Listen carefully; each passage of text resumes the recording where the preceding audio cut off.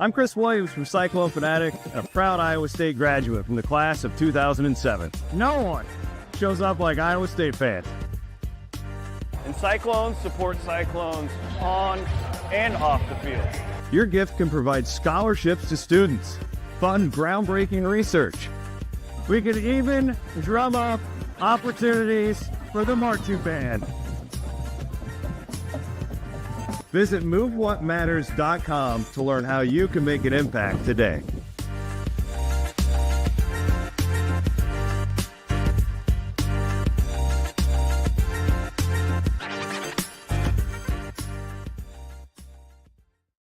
Hello, welcome to Pregame. I am in the old home office in beautiful Bondurant, Iowa, and I'm going to bring in Rob Gray, our senior grizzled rider for Cyclone Fanatic, who's in Lawrence tonight on the ground for Cyclone Fanatic. We'll bring him in momentarily. Thank our great presenting sponsor, Channel Seed. Big one tonight, obviously, big Monday. I'm fired up about it. I know my Channel Seedsmen are as well. And then Keen Project Solutions. Couldn't do anything what we're doing without our friends at Keen, as well as the Natuzel boys, Chase and Clay.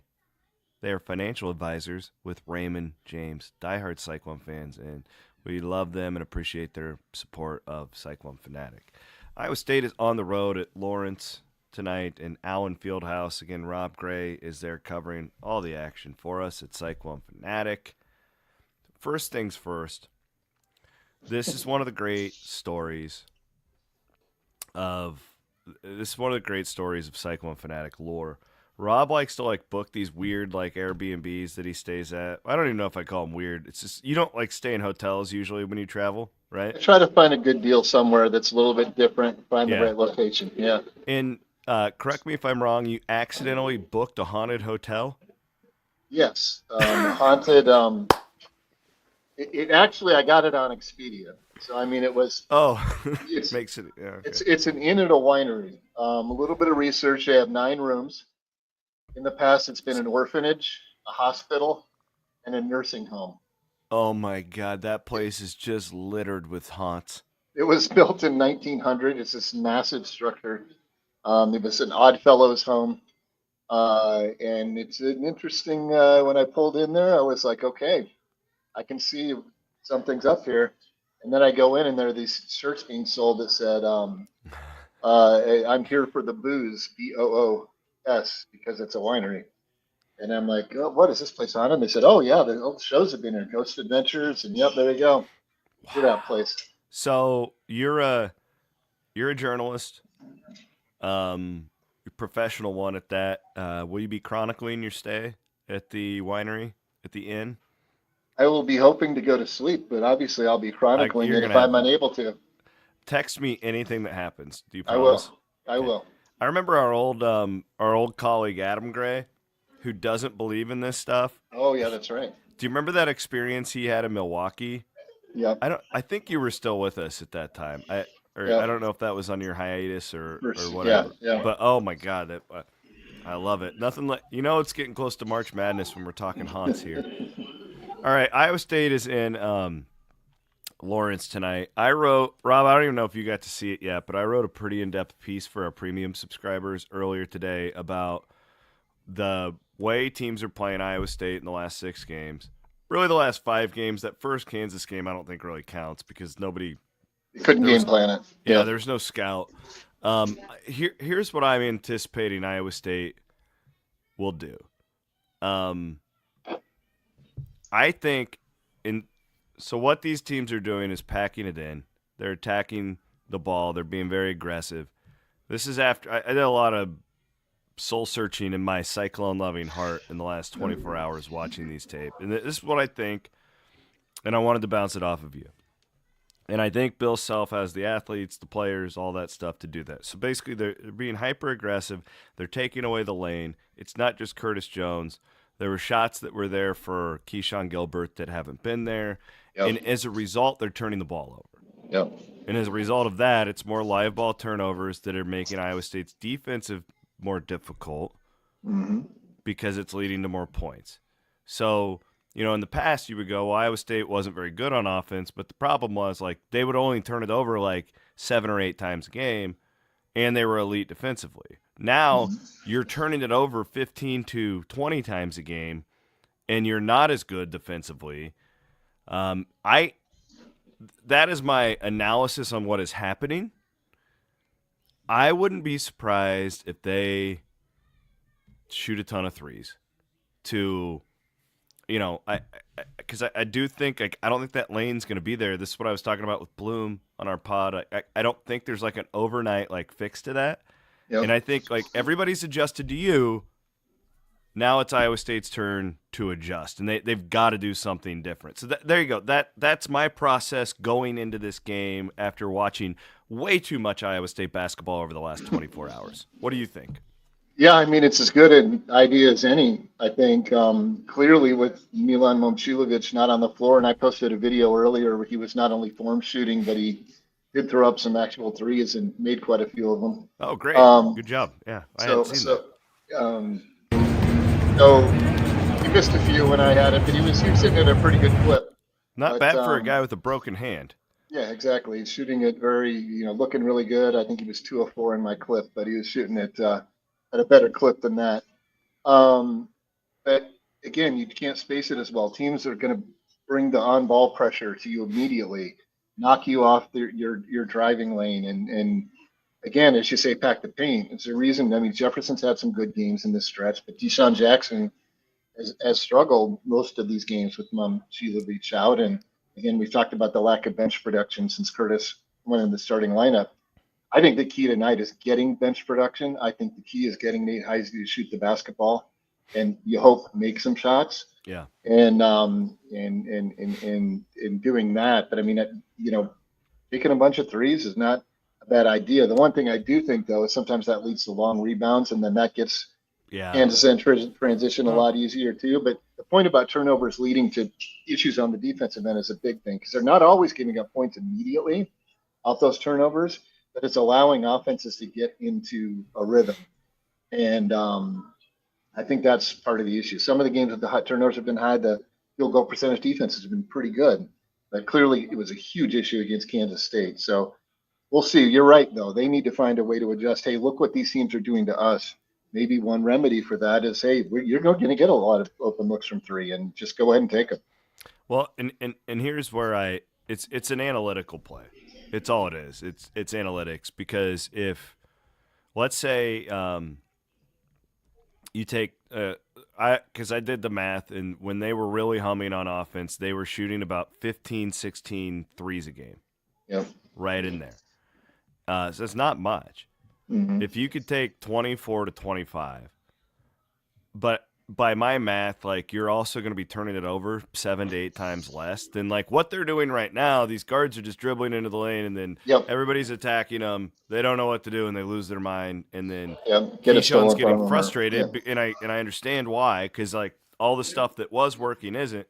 If you just take threes, I guess my point is that you're not going to make them all. Let's say you hit 30% of them. That's still better than turning it over 8 of those 10 times, right? Yeah. And that's not even calculating what you would lose on the other end on a live ball turnover. This is strictly an analytics play. I don't know. I have no idea what they're thinking, but this is what I know. I know that this staff is very analytical. They really believe in that stuff. I could see this being the mix, because you can't just go sign a free agent to space the floor, right? So what do? You do have guards who can shoot, so just let them shoot. Yeah, I mean, and also the analytics part of it is why the Boston Celtics, my Boston Celtics, do what they do, shoot so many threes, is because, three's better than 2, right? And if you play a certain way, you can make sure that doesn't impact you negatively on the glass and in transition and all of that. And I say, why not? Because we've seen all the guards shoot threes well on occasion. Team has really picked it up lately. Kurt struggled lately. That's going to change. And you up that. At this point in this game, Big Monday, Kansas coming off an historic loss for them. I don't think they've ever blown that big of a lead under Bill Self. They've lost twice at home already. You pull out all the stops, and if that's going to be one of the stops, I say I'm all for it. Yeah, I mean, listen, this is like a just let it fly type of game, right? Like you're in Allen Fieldhouse. I don't care what the betting lines are showing right now. Like what's funny about this one is nobody thinks they're gonna win, as far as like the fans go. Yeah. Right? Like Iowa State fans are, we're gonna get killed. Kansas fans, they think that they suck. Yep. Right? Like they are dreading this one. So you may as well just let it fly. My analysis is not like, oh, this is how you fix the offense. This is how you go 500 until you get Momchilovich back, and then ramp up to that point. That's where I'm at. Because again, they're going to keep doing this. Like the book is out on how to stop this iteration of Iowa State's offense, and the problem isn't even what you're scoring; it's what you're giving up with these turnovers on the other end. So then you're getting hit twice. Yeah, no question. And I mean, Kansas, lest we forget, I mean, we talked about it when they came to Hilton, and Iowa State handled them easily. The elite defensive team by the numbers. Yeah. And they're defending the 3-point line. I mean, here's a stat from their game notes worth mentioning. Under Bill Self, Kansas is 22-3 in Allen Fieldhouse against teams ranked higher than KU. And KU has won 15 of those last 16 meetings. So that's the kind of history Iowa State's up against. I don't know if it's history as much as current state of the teams that's going to matter. And I think with two desperate teams, we're going to get a lot of physicality in this game. It'll be interesting to see how it's officiated. Be interesting to see what it leads to. But I think this is going to be there are going to be some there's going to be some scrapes, bruises, maybe blood in this one, because both teams are trying to prove that they are not who they've been recently. Couldn't agree more. Yeah, I couldn't agree more. I'm excited to see how it turns out. The deck is stacked against Iowa State no matter what the betting line says. The stats you just gave it didn't make me feel any better that Kansas blew that 20-point lead to Baylor the other night. It's not a great thing. Bill Self will have it. The only thing that I like about this particular situation for Iowa State is I do think that Otzelberger is probably more in tune with his team than Self is at this point by going off of Self's post-game comments. Like I think Bill, as great as he is, and he's maybe the greatest of all time, I'm sensing that there's some discontent between him and this particular group, and then I'm watching the fan reaction, and I don't know. I would still lean Kansas wins this game tonight, just because everything that you pointed out, and man, it's like I mean, if Iowa State wins, I truly think you got to make 12 threes. What's the magic number? I don't know. And you got to get those damn big guys to rebound, right? You just, to me, that was the one thing too. I'm watching for that when I did my little deep dive. That was an anomaly. We haven't seen that bad of a rebounding performance. That doesn't happen in the Otzelberger era. That can't happen again. That was inexcusable. Yeah. But I also don't think it will happen again. Do you agree with that? Like, this doesn't feel like it's like a huge problem to me. Does it to you? No. I mean, we've seen Jefferson have much better rebounding games.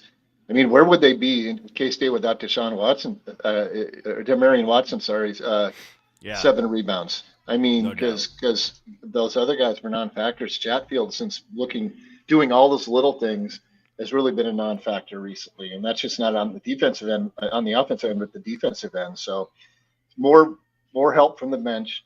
And as you said, I mean, I would have said 11 plus threes. So I think we're right in the same neighborhood there. And you got to rebound a heck of a lot better. Both teams are +5. Iowa State's +5.2. Kansas +5 for the season in rebounding margin.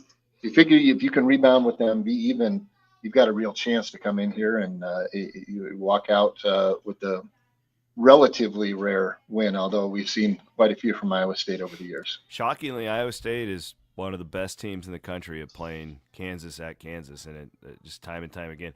The other part, and I'm going to let you get out so you can enjoy it, is when you go to Allen Fieldhouse, I'm so jealous that I'm not there. There's like a weird respect for Iowa State that Kansas fans have that didn't exist 10 years ago. Mm-hmm. I think the Hoiberg era really, they beat them enough. Yep. In the tournament and all that stuff, and like Self and Otzelberger are clearly pretty chummy with one another. That like there's this cool like mutual respect. So let's go. Let's go and have a little fun this weekend or this weekend tonight. Feels like we're already to the weekend. It's been that type of a day. It does. Thank you. Look forward to your post game work, and then man, I hope you make it through the night unscathed. I'll let you know what happens. You need to chronicle everything. Do you have your digital voice recorder? Can you just let it run all night and we can run an analysis on it? I could do that. Yeah, I could do that. Phenomenal. Thank you, Rob. Appreciate you. Good to see you, bud. Take care. Rob Gray is on the scene in Lawrence. I am at the old home office here in Bondurant. Good analysis by him. Iowa State and Kansas will tip off in 13 minutes from now over on ESPN. Looking forward to it. Let's go. Let's have a fun one tonight. I'll be here right after the game, breaking it all down for you. Presented as always by our friends at Channel C. We appreciate y'all, and we'll be back immediately following the game. I'm Chris Williams, Aiden Wyatt producing. That was Rob Gray down at Allen Fieldhouse in Lawrence. Enjoy the game, everybody.